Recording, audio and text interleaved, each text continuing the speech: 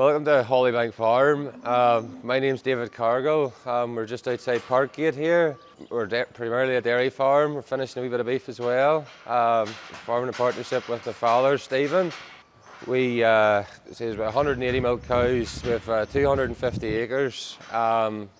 Owned with a wee bit of rented ground as well. We grow a wee bit of cereal rye, 30-40 acres of cereal rye every year, 30 to 40 acres of winter wheat with some combine, crimp the wheat and bale the straw for our own use. This year we've then put in a wee bit of maize as well. On the farm here we've liked to embrace quite a wee bit of technology, and obviously you're going to hear about a bit of technology that we're going forward and putting in here after today basically. So the milking equipment that we're using was, we're in a Dairy Master, 18 swing over Dairy Master milking parlour. Labour is starting to get a wee bit of an issue, consistency with the labour as well. There's a lot of other jobs needing done about the farm outside the milking. The cows themselves at the minute, they're averaging about 39 litres through a 3 times a day milking system. We also have a Lely vector feeding system on farm, and I do think that's partly driving them litres and the performance of the herd from a fertility basis as well. One of the big changes that we're going to be making shortly is transitioning over to robotic milking. Initially, the investment in the vector system we thought was more worthwhile than possibly robotic milking a few years ago. But with labour on the line just currently, cows doing very well. I do think the genetics is in the cows. There is even a little bit more in them yet. It's spending that time managing the farm rather than maybe actually on the tools all the time. I think that's where we're going to get the gains, and that's where the robotic milking is really going to come in. So hi, my name's Richard Barnaby. I'm a commercial product specialist with Lely UK and Ireland. Yeah, and my name's Jacob Irwin. I'm from the Lely Centre at English. I'm part of the farm management support team, so when guys are starting up, I'm there to sort of help them get the robot up and running. And we're here at Hollybank Farm outside Parkgate on the farm of Stephen and David Cargill. So we're celebrating the 50,000th robot here behind me. So 50,000 in the world, not just in Northern Ireland, just yet. And just in terms of Northern Ireland, our first robot started going in about 1999. So the oldest one still running is about, well, it's turning 24 at the end of this year. And then there's just shy of 600, so about 5, 8, 9 or something running in Northern Ireland. So that's from 23 years old up until we started one on Tuesday. So. Yeah, like you say, it was sheer. It just happened to be David and Stephen Cargill. You know, they put their order in with Lely Centre English, and it just turned out that he was the chosen one, basically. Yeah. And what a candidate! I mean, you'll see this fantastic farm, and you know, we're very proud that he's the recipient of this robot, because you'll notice it's come a long way. You'll see an A2 system, even the A4, which is this is a predecessor. We're now on a hybrid arm, so a completely reduction in air compress or compressed air.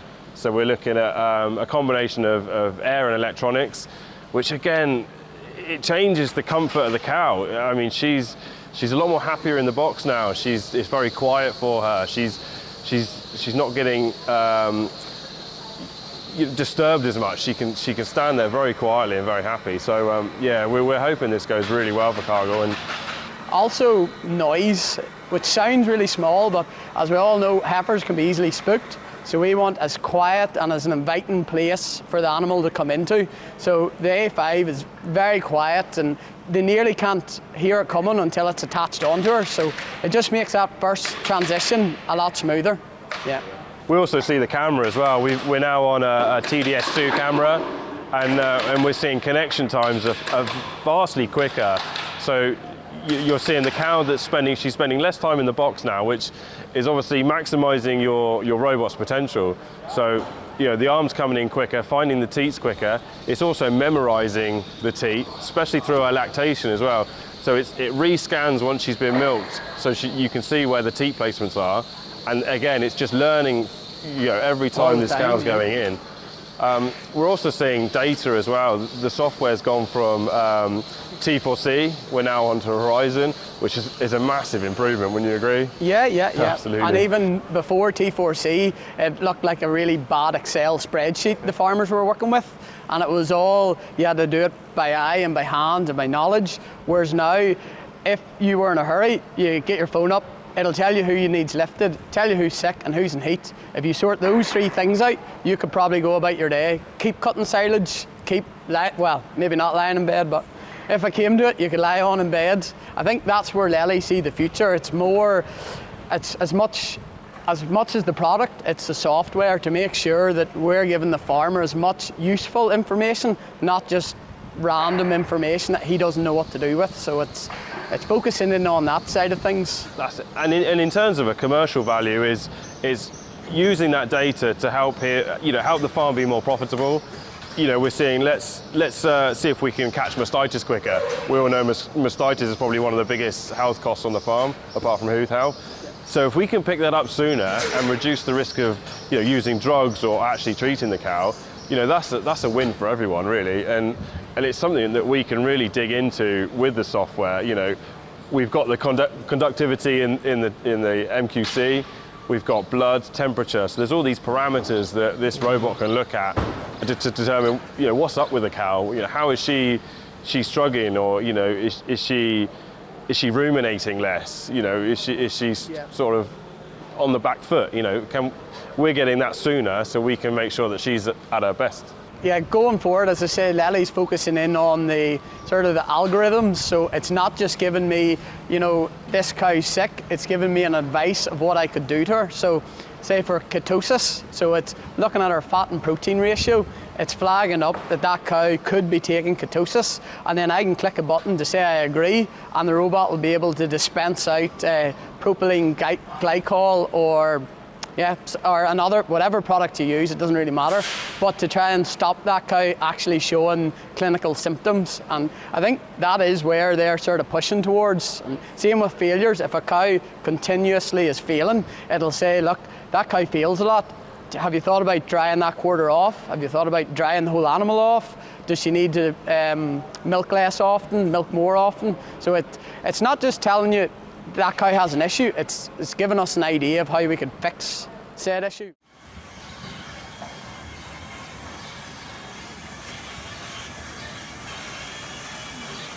So we're going to move from the parlour into the robots.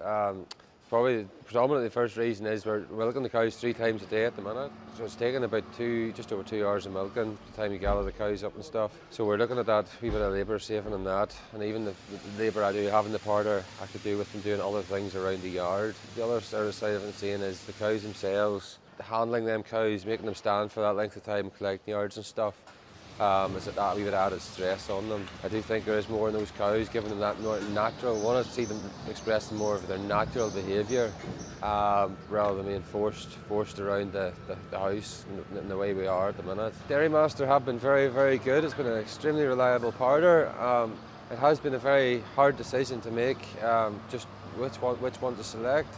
A few years ago we put in a Lely vector feeding system, and through that sort of they've proven their support network behind it, not necessarily just the engineers but their farm management support as well. Any technical inquiries, they can also then pass that information on to other nutritionists just to get a balance or whatever. Our nutritionist is adapted to it very, very well here. The robots and the vector will all be on one computer system, so the whole thing will communicate, and then it'll get us a lot of very interesting information to act on to increase the profitability of the herd as well. So I suppose the other thing, at the minute we're milking 180 cows. The intention possibly is to increase ever so slightly. We'll probably not be going over the 200 mark. It's never really been our intention to milk 200 cows. Based on that, to say it'll be four machines will be going in. So we've been very, very privileged. I'd even just like to express this further out to Lely. I think it's absolutely fantastic, and thank you very much for choosing a farm even in Northern Ireland for the 50,000th robot. And then it's obviously its sister robots as well, adding up to four robots in total. I do think it's fantastic that to recognise a small country like this, such a big potential in farming and dairy especially. So At the minute we're running two night milkers. One of the night milkers is helping us actually during the day alongside a student. Sort of our intentions is to repurpose that labour in the parlour on the farm, doing jobs out and about around the yard rather than just standing in the parlour, or animal husbandry tasks as well. And it's also going to make their life a bit more flexible. They're willing to work with us and that as well, obviously. So it's trying to make a flexibility labour-wise across all of us that's working here on the farm to get work-life balance. It suits us all. So. One thing you will find with robots, and it sounds completely counterproductive, but a lot of older farmers are actually the men that are going for a robot, because they're the ones that have the sore knees, their shoulders are sore, they're stooped over, they're starting to feel farming. Whereas they can put a robot in and get another 10 years of farming, whereas before they would have almost been pushed out the door, or they had to find someone else to do the milking. So those guys, yes, they may want to see the cows in the parlour, but once they have a robot, they find I get to spend more time walking through them, seeing what she's actually doing. So if you see her walking past or you see her lay down, you'll quicker see an issue than if you just see her back feet and her elder all the time. You actually want to see what she looks like, stand up, see the condition of the animal. Absolutely. And it gives the farmer more flexibility to do those routine tasks. So, do you bring hoof health back in house if you farm that out, for example? You're spending more quality time with your animals than just, like you say, seeing a set of back legs and another. Yeah. And it's at the end of the day, you've still got to manage your cows, but you can manage your cows more effectively because you're taking your time of standing in the pit, 6, 7, 8 hours a day, and you can actually spend it in the shed with the cows. Yeah. So it is sometimes a bit of a misconception that once you put a robot in, it's just going to do everything. But all it's doing is it's just taking the milking away. Everything else is still up to you. So any treatments, they still have to be done. Any heats, you're still going to be serving them. It's purely the milking's taken care of. So you just know that bit's done. Everything else on the farm, still going to need done. David has a Lely vector feeding system.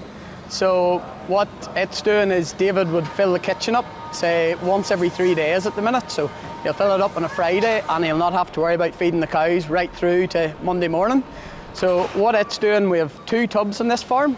They'll go out and they'll scan the feed heights around the whole farm. Then it'll trigger if the feed height is dropped below a set limit, it'll trigger feed to be mixed up. The other tub will start mixing up the feed. Then the first tub will come back and the second tub will head out to feed that batch of cows. We also have a Lely Discovery slat scraper, so it's working almost 24 hours a day, just travelling around, scraping all the slats and keeping the cows as clean as possible.